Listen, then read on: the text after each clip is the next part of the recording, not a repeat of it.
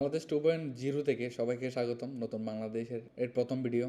তো বাংলাদেশের জেনজি জেনারেশনটা দেখিয়ে দিয়েছে হচ্ছে বাংলাদেশের তারা কী কী করতে পারে। তো সামনে হচ্ছে অনেক কিছু করবে। বিশেষ করে বলতে গেলে এখন যেই জিনিসটা হচ্ছে প্রত্যেকটা এলাকায় প্রত্যেকটা রাস্তাঘাটে হচ্ছে স্টুডেন্টরা সবাই হচ্ছে যে পরিমাণ হচ্ছে কাজ করতেছে, পরিষ্কার করা থেকে তারপর হচ্ছে ট্রাফিক রুলসগুলো হচ্ছে মেনটেন করা থেকে মানুষকে সচেতন করতেছে। বাংলাদেশের সবাইকে এগিয়ে আসা দরকার এই সময়।